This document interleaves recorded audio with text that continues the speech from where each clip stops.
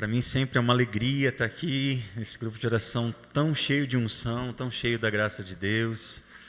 E de verdade, eu sou um apaixonado pelo Espírito Santo, sou um apaixonado pela pessoa do Espírito Santo. Opa, machucou? Nossa Senhora. Não, só bateu, não viu que a porta de vidro estava fechada. Graças a Deus, está tudo bem. Eu sou um apaixonado pela pessoa do Espírito Santo porque o Espírito Santo ele é um presente de Deus na vida de cada um de nós. O Espírito Santo, ele é uma companhia que nós podemos considerar na nossa vida. E hoje peço a graça a Deus de que, através desse texto que nós vamos meditar, nós possamos entender um pouco mais disso. Mas eu queria que você repetisse comigo: o Espírito Santo, coragem, diga, o Espírito Santo não se compreende, se experimenta. A igreja vai dizer para nós, num texto muito bonito, num documento chamado Evangelho Nunciandi, que verdadeiramente uma pessoa pode dizer que fez a experiência de se converter quando ela faz uma experiência com a pessoa do Espírito Santo. Porque o Espírito Santo é uma pessoa. A gente tem a noção do Espírito Santo como aquela pombinha, né? Que normalmente a gente vê, tem na narração do Evangelho do Batismo de Jesus, a pomba do Espírito Santo que desce. É uma representatividade de forma. Mas o Espírito Santo é uma pessoa, é alguém com quem eu me relaciono, é com quem e de quem eu recebo de Deus a graça para que eu possa entender o que Deus tem para mim.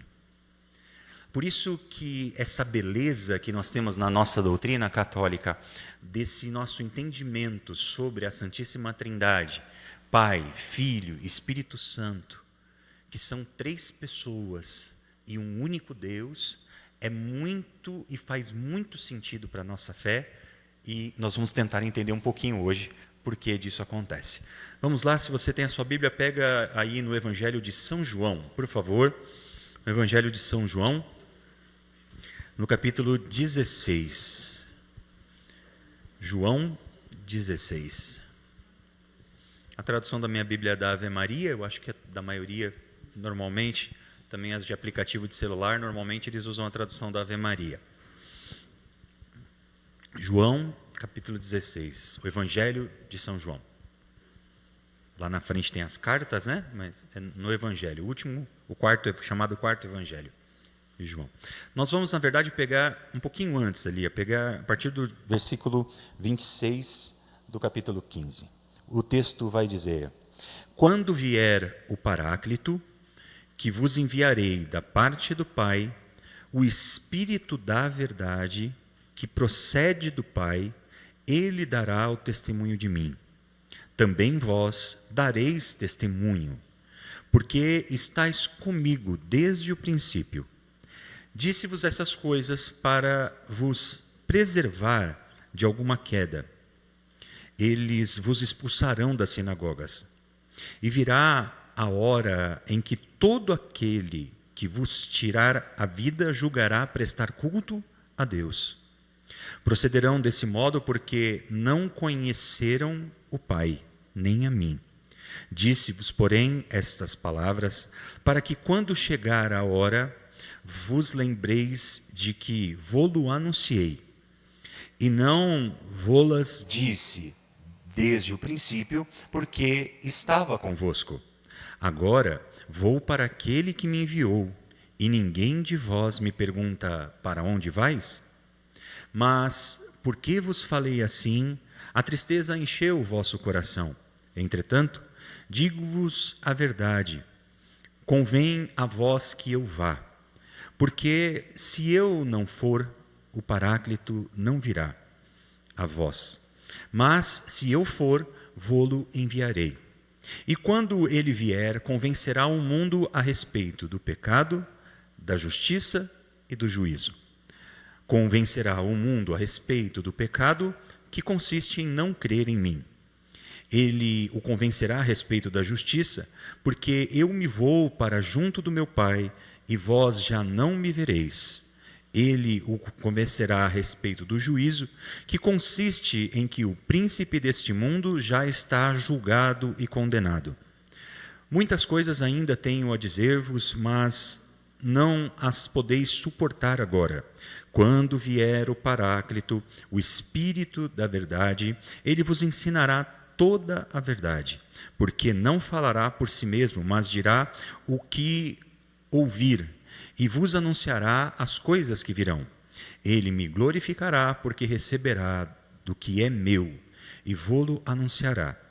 Tudo que o Pai possui é meu. Por isso disse, há de receber o que é meu, e vô-lo anunciará. Palavra da salvação. Vamos aplaudir a poderosa palavra de Deus. Graças a Deus. Nós lemos um trecho longo aqui, mas é bom ler a Bíblia, né, gente? É bom, porque cada palavra que nós vamos fazendo ressoar da palavra de Deus, ela tem uma ação direta no nosso coração. A palavra de Deus, no hebraico, nós dizemos e chamamos de dabar, que significa que é uma palavra que, quando ela é pronunciada, ela realiza aquilo que ela está pronunciando. É por isso que a palavra de Deus é sempre nova. Não sei se você já fez essa experiência, mas às vezes a gente lê o mesmo texto e a gente encontra coisas novas. A gente faz uma experiência diferente, a gente faz uma experiência nova, né? Há pouco tempo atrás, eu sou um grande apaixonado pela paixão de nosso Senhor Jesus Cristo também. Eu estava lendo o texto da paixão do Senhor e eu vi uma coisa ali naquele texto que, rapaz, eu falei, como eu não tinha visto isso antes, né? Porque o Espírito Santo suscita no nosso coração exatamente isso. A cada momento, o Espírito tem uma coisa diferente para dar ao nosso coração. E isso vai de encontro à necessidade pontual da nossa vida naquele momento, mas acima de tudo, diga comigo, a providência do Senhor que me assiste em todos os momentos. O Senhor programa as coisas na vida da gente. O Senhor, Ele pensa nas coisas para a vida da gente. Olha que maravilhoso. Nós estamos fazendo esse seminário, vivendo esse seminário. Hoje nós estamos aqui falando a respeito da experiência do Espírito Santo. Daqui a algumas semanas a gente vai ter a solenidade de Pentecostes, né? Nós estamos nesse período pascal, caminhando no período pascal. Logo, logo nós teremos a ascensão do Senhor e logo depois o Pentecostes, a vinda do Espírito Santo sobre cada um de nós. Mas vamos ser bem pontuais e bem práticos nesta palavra aqui. Eu gosto muito dessa palavra, principalmente quando ela dá essa classificação muito exata para que serve o Espírito Santo. Mas antes disso, a palavra de Deus nos exorta a respeito de uma coisa muito importante. O Espírito Santo virá, o Senhor vai mandar o Espírito Santo sobre nós, mas para que de verdade o Espírito Santo serve? Ele serve para manter o nosso coração firme, de pé. Porque a palavra de Deus está dizendo para nós, com toda a clareza do mundo, que haverão perseguições. E, meus irmãos, minhas irmãs, isso não é muito concreto? Isso não sei se faz sentido no seu coração, na sua vida, porque é muito interessante, porque a gente, num determinado momento, passa a fazer uma experiência e viver com a pessoa do Espírito Santo. A gente começa a vir ao grupo de oração, a gente começa a frequentar mais a missa, a gente começa, de alguma forma, a se confessar mais, receber a Eucaristia. Começamos a pautar a nossa vida diante daquilo que é cristão, daquilo que é bonito, daquilo que é belo, verdadeiro, e de repente parece que as coisas azedam, né, gente? Aquela coisa que dizem por aí, né? Quanto mais eu rezo, e é verdade, É verdade, né? Quanto mais a gente... Por quê? É simples, gente, olha, é até um pouco lógico. Acompanhe aqui esse raciocínio que é muito simples. O fato é que quando eu e você estamos numa vida, digamos assim, não uma vida ruim, ou uma vida de pecado, uma vida... não estou dizendo uma coisa totalmente assim negativa, totalmente longe de Deus, fazendo maldade. Estou falando de uma vida mais ou menos, sabe? Aquela que não vai nem vem, desculpa o termo, não fede nem cheira, sabe? Aquela vidinha assim, né? Você tem que entender uma coisa: quando isso está acontecendo, o diabo está de braço cruzado, olhando para você e nem um pouco preocupado, porque você está em cima do muro e o muro pertence a ele.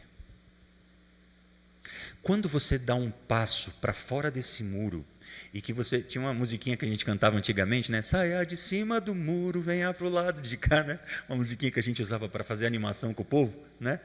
E quando você sai de cima do muro e você começa a caminhar do lado de Jesus, o demônio começa, de alguma forma, a perceber que ele está perdendo. E não se engane, porque o diabo sabe fazer conta. Tanto que ele tem como uma característica própria dele uma expressão matemática. Ele é o divisor. Ele é aquele que divide. Ele é caracterizado por aquele que divide. A palavra diabo quer dizer aquele que divide. Só que ele não sabe só dividir, ele sabe multiplicar também, sabia? Ele é muito inteligente em matemática.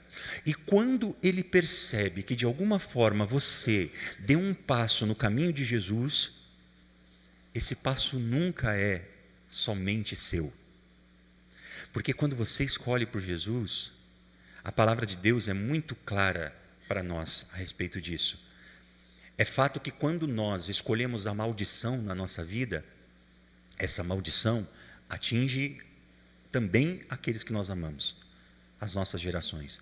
Mas a palavra de Deus diz que a bênção é maior do que a maldição, e quando a bênção vem sobre nós, a palavra vai dizer que a maldição vai até a terceira, a quarta geração, mas a bênção vai até a 1000ª geração. Você está entendendo que você consegue acompanhar o meu raciocínio no sentido de que você está sendo escolhido e escolhida como o elo que vai quebrar as maldições da sua família? Você está sendo a pessoa escolhida para que a bênção de Deus seja derramada sobre a sua vida e que todas as gerações futuras serão abençoadas em você? E você acha que isso não tem um preço? Nessa semana, foi nessa semana, eu sou, para quem não me conhece, eu sou diácono permanente, por isso eu sou casado, tenho uma filha chamada Isabela, de 11 anos de idade, uma menina maravilhosa, uma bênção de Deus. Minha esposa se chama Vanessa, nós somos casados há 21 anos.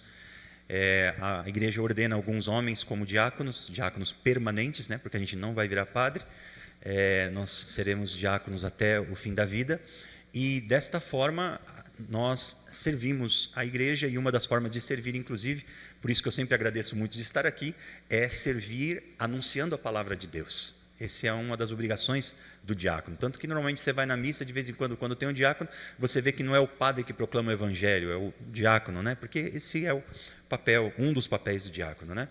Mas nesses dias, essa semana aconteceu uma coisa chata lá em casa, uma coisa triste, uma pequena briga de família. Na verdade, não exatamente na minha casa, mas ligada um pouco à família da minha esposa.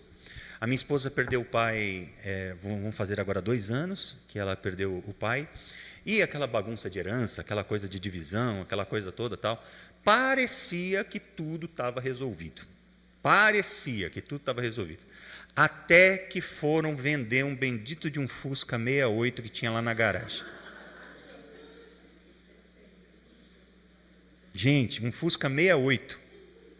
Não, ele era bonitinho até, assim, beijinho, todo originalzinho, essa coisa toda.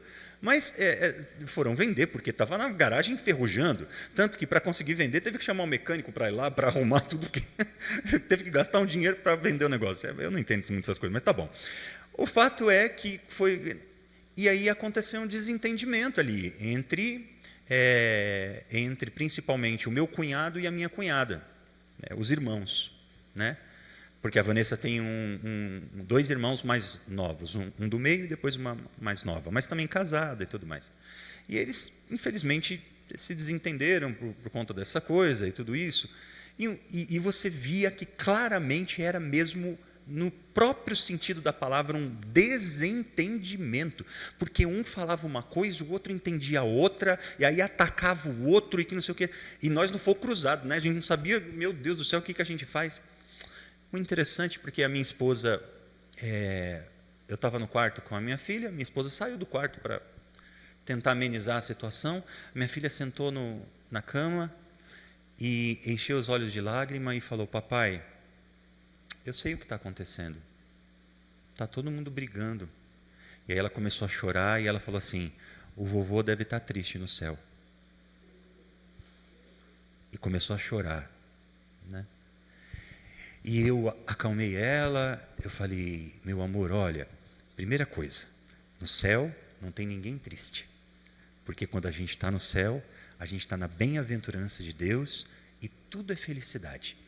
Então o vovô, se a gente for pensar, ele deve estar muito feliz, não por conta da briga, mas se nós formos pensar no vovô no céu, se de alguma forma o vovô está metido nisso, ele deve estar falando com Jesus para parar essa briga, né?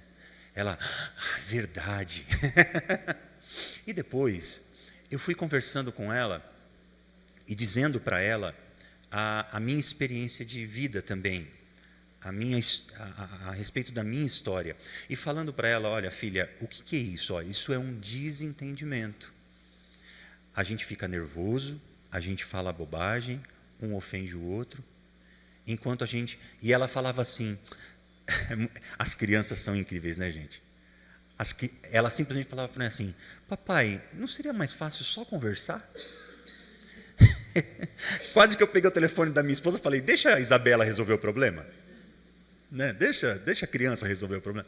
Não era só... Eu falei: filha, é só conversar, não precisa brigar, não precisa ter desentendimento, ainda mais por conta de dinheiro. E quanto dinheiro, né? Um Fusca 68, quanto que custa? Eu nem sei por quanto eles conseguiram vender aquele negócio ali, mas está tudo bem, né? Desculpa, vocês me permitem fazer um parênteses só para contar praticamente uma piada? Quando meu sogro estava vivo ainda, um dia bateram no meu carro. E aí, o meu sogro era muito piadista. E ele tinha um funileiro que arrumava o carro dele normalmente, e o nome do funileiro era Jesus. O nome do funileiro era Jesus. Então, toda vez que falava de qualquer problema no carro, ele falava: vamos levar lá no Jesus que ele resolve, né? Bom, eu falei para o meu sogro, sogro, eu estou um pouquinho com pressa, eu tenho um compromisso. Não, vamos lá rapidinho, só para ele dar um orçamento e tal. Fomos lá no Jesus. Chegamos no Jesus estava lá, mexendo num carro, saiu para receber meu sogro, olá, tudo bem, não sei o que tal. E aí meu sogro, que era muito comunicativo, começou a conversar com Jesus, e lembrar do fulano, e lembrar do ciclano, e lembrar do outro ainda. E eu: minha Nossa Senhora, me ajuda, me tira daqui, eu preciso ir embora. E eu falando: sogro, eu preciso... Não, só um minutinho e tal. Aí daqui a pouco meu sogro chegou e falou para ele assim: ô Jesus, e aquele fulano de tal, não lembro o nome do rapaz, que tinha aquela variante toda original, toda bonita, não sei o que e tal. Aí o Jesus falou para ele: ih, rapaz, ele morreu.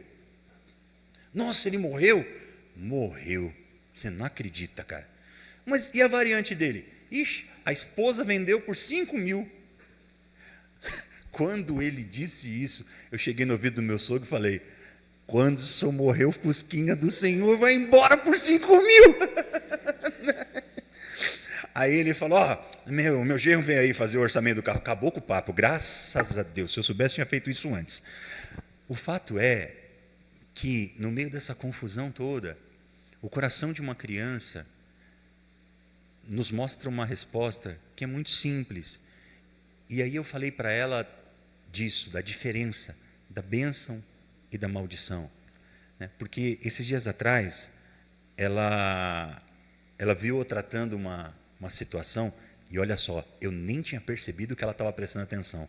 As crianças são terríveis, gente. Elas prestam atenção em tudo. Ela falou assim, porque a minha mãe faleceu, ela deixou um apartamento bem pequenininho lá na praia, e a minha irmã resolveu não vender o apartamento para que a gente possa ter um lugar onde a gente possa descansar de vez em quando, e para a gente pagar o condomínio, o condomínio lá do coisa, a gente faz umas locações, né, por aquele Airbnb. E eu aluguei lá para uma pessoa, e essa pessoa foi lá e não sei o que e tal, e a pessoa me ligou, descontente lá com o apartamento, por alguns motivos, e a pessoa gritava no telefone, berrava e não sei o que e tudo isso, né? Mas era uma senhora idosa que estava alcoolizada, entende? E por que ela estava brigando comigo? Porque ela não conseguia acessar a internet. E eu falava para ela, minha senhora, eu passei a senha no celular da senhora. Ela falou, mas eu não sei mexer com isso daqui. Eu falava para ela, olha, peça ajuda para o porteiro, ele é muito paciente, ele vai ajudar a senhora. Eu não quero saber, isso é uma responsabilidade, porque eu já paguei para você. E eu, com calma, falando para ela, eu falava, em determinado momento, eu falei para ela, olha, eu só queria pedir para a senhora um pouco de respeito, porque eu estou tratando a senhora tão bem, por que a senhora está gritando? Ah, me desculpa, porque a minha filha não liga para mim. Aí já começou a desabafar, e eu já tive que rezar por ela no telefone. E a minha filha viu isso, eu nem percebi. Ela falou, papai, interessante, né? Aquele dia aquela mulher estava gritando com o senhor no telefone, e o senhor falando com ela tão calmo. Eu falei só para ela assim, eu falei, o papai nem sempre foi assim, filha. O papai é assim, porque agora o Espírito Santo é que comanda aqui dentro. Não sou mais eu. E aí eu contei para ela, por exemplo, de toda a experiência da herança do alcoolismo na minha família, da qual, por exemplo, pela graça de Deus, eu fui o elo que quebrou essa maldição. Eu nunca fiquei bêbado na vida, não sei nem que gosto que tem. Meu pai era um alcoólatra crônico, meu avô também. Faziam coisas horríveis com a gente. E ela ainda falou assim, nossa papai, o senhor nunca fez nada disso comigo, e eu nunca vi o senhor bêbado. Eu falei, você nunca vai ver, filha, se Deus quiser, você nunca vai ver. E aí ela chegou e falou, eu entendi, o segredo é a gente ser do Espírito Santo, né papai? Eu falei, filha, esse é o segredo. Meu irmão, minha irmã, o segredo é ser do Espírito Santo. O Espírito Santo tem que controlar o nosso temperamento, tem que controlar a nossa língua, tem que controlar a forma com que nós reagimos às situações. Se você prestar bastante atenção na pessoa de nosso Senhor Jesus Cristo, você vai perceber que Jesus não tem tantas ações, ele tem reações. E como Jesus reage às coisas, é aqui que nós precisamos aprender, porque as ações de Jesus são os seus ensinamentos que ele transmite a cada um de nós como Deus, para mostrar que o Pai nos ama, e porque o Pai nos ama, ele quer o nosso bem. Então Jesus transmite, quando ele, por exemplo, vai fazer o discurso do Sermão da Montanha, capítulo 5, 6 e 7 do Evangelho de São Mateus, ele dá lá todos os ensinamentos do que é necessário para a gente ser um cristão. Ali ele está agindo. Agora, quando é que Jesus reage? Ele reage quando ele vê a hipocrisia dos fariseus, ele reage quando ele vê as pessoas sofrendo uma injustiça, ele reage e reage de uma forma diversa, quando aquele homem dá uma bofetada na cara dele, e ele oferece o outro lado, não o outro rosto para dar a bofetada, mas o outro lado, porque ele fala na paz com aquele que o agrediu. Então nós olhamos para as reações de Jesus e começamos a pensar, como é que Jesus consegue reagir assim a essas coisas? É porque ele é um só com o Espírito Santo. E por que ele precisa ir para o Pai para que o Espírito Santo venha? O Espírito Santo não podia vir enquanto Jesus estava. É porque o Espírito Santo, meus irmãos, segundo a nossa doutrina, ele é o resultado, a pessoa do Espírito Santo é o resultado do amor entre o Pai e o Filho. Ele é o próprio amor de Deus derramado em nossos corações, para que nós possamos acolher o amor do Pai. Sem o Espírito Santo nós não acolhemos o amor do Pai. E terminando essa reflexão, porque nós queremos hoje principalmente rezar, porque como eu disse a vocês, o Espírito Santo não é alguém que se entenda, até a gente nunca vai conseguir entender, porque o Espírito Santo não vai caber numa cabeça como a nossa, na nossa inteligência, de jeito nenhum. Mas ele é possível de se experimentar. É engraçado porque tinha uma menina na comunidade que ela rezava assim: vem Espírito Santo, mas sem nenhum efeito especial, que ela tinha medo do Espírito Santo, né? O Espírito Santo a gente não precisa ter medo dele, né? Nós precisamos ter confiança. O Espírito Santo é alguém a quem nós nos entregamos.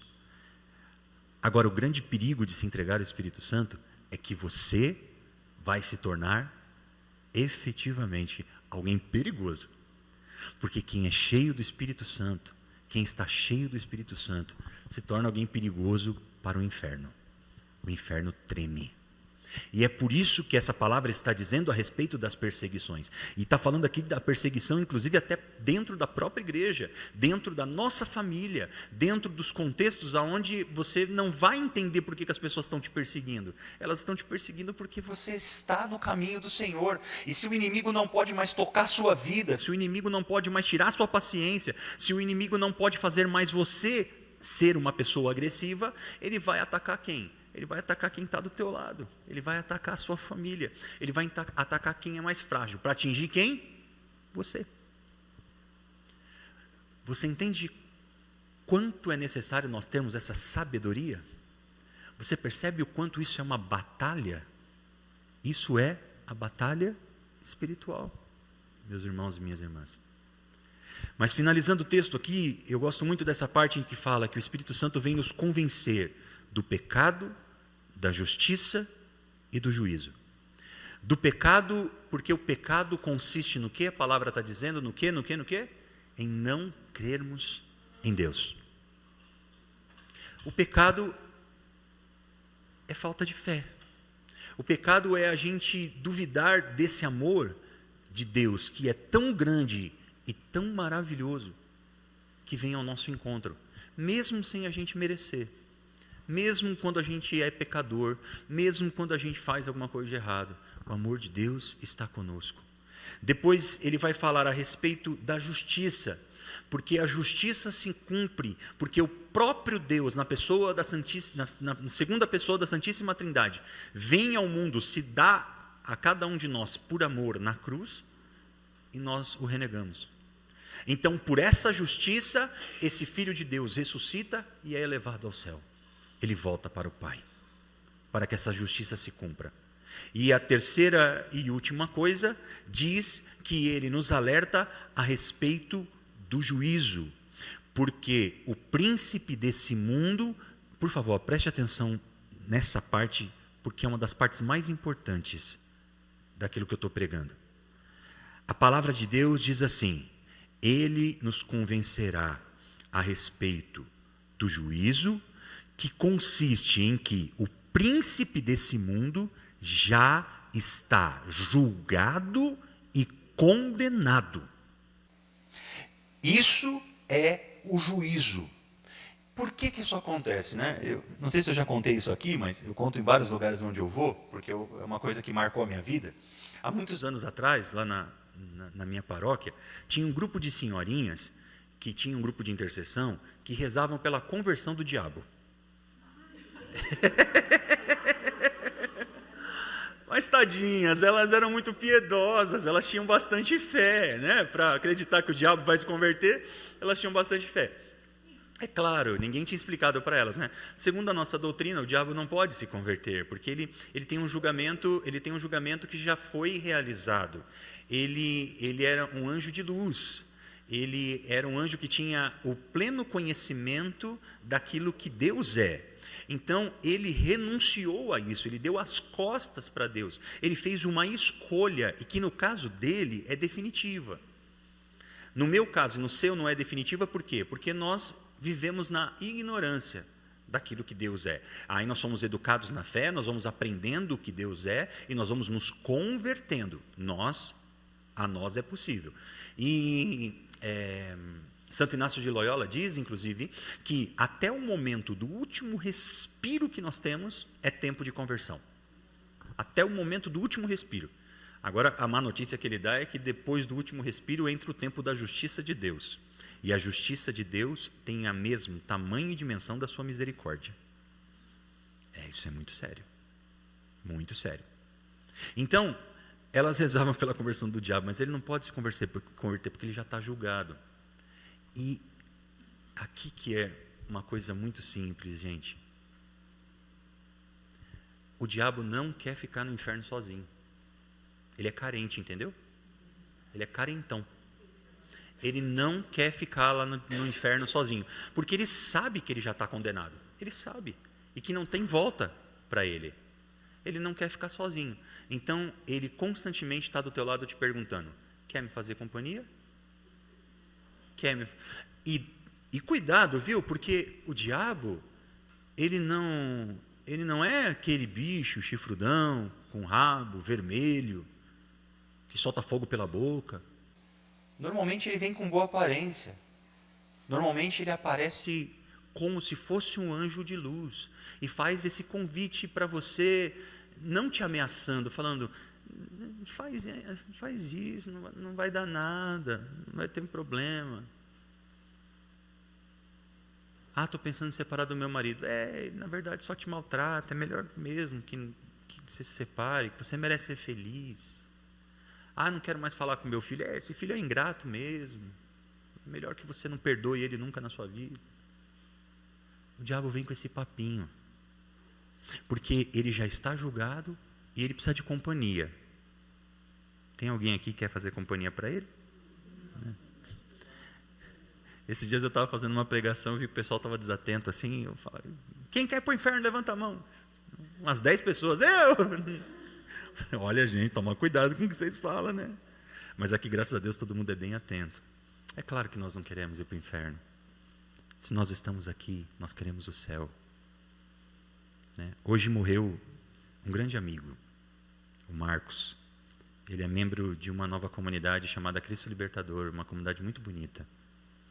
O Marcos, ele já fazia hemodiálise há mais de 10 anos. Mas já era um senhor de tenra idade. Ele faleceu agora com 72 anos. Desde os 60 e pouquinhos, ele teve um problema renal, Oi? Não me levem a mal. Não, é só para dizer que não estou de fato. Ai, meu Deus, me compliquei, né? Uma criança, um bebezinho, né?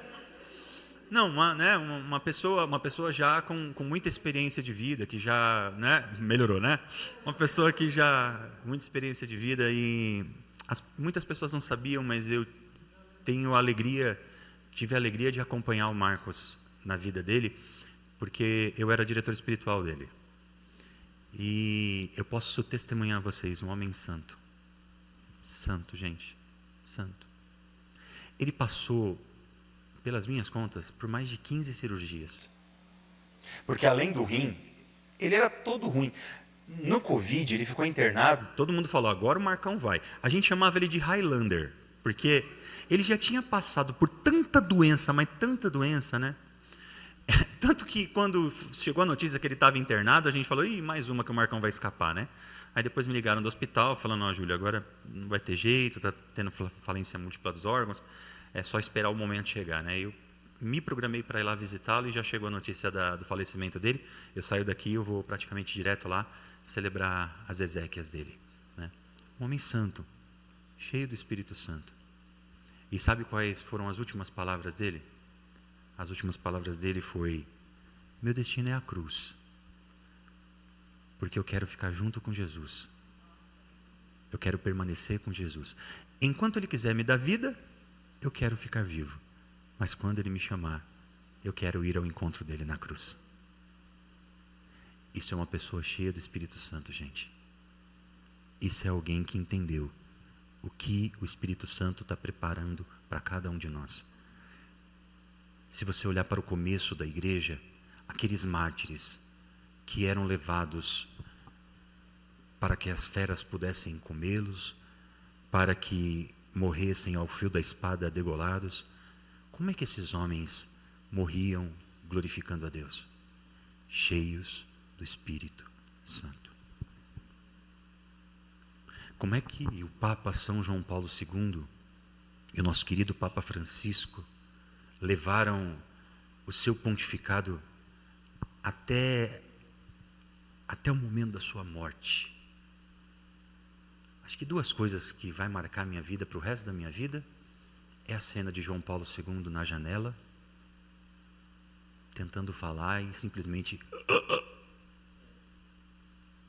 não conseguiu falar e voltou para o quarto. E do Papa Francisco também, levado na cadeira de roda, abençoando a cada um de nós, dizendo: eu estou carregando a minha cruz até o final. Isso é o sinal de alguém cheio do Espírito Santo. Porque a palavra de Deus diz, e Jesus diz claramente: aquele que quer me seguir, tome a sua cruz e me siga. E só pode carregar a cruz aquele que for cheia do Espírito Santo de Deus. Quando os apóstolos estavam no cenáculo, depois que Jesus subiu aos céus, morrendo de medo dos judeus, porque eles poderiam ser mortos a qualquer momento, o Espírito Santo veio. E quando o Espírito Santo veio, eles saíram do cenáculo. Eles esqueceram o medo. Eles foram anunciar. E na primeira pregação, 3.000 pessoas se converteram. Hoje, nós vamos pedir o Espírito Santo nesse lugar, para que nós possamos pedir a graça de Deus, que todo medo nos abandone, que nós não tenhamos medo mais de nada e nem de ninguém, para falar do nome santo de nosso Senhor Jesus Cristo. E se por algum motivo a cruz pesar sobre nós, nós não vamos nos entristecer, porque nós somos cheios do Espírito Santo e Ele vai nos levar até o fim. Eu e minha casa servirei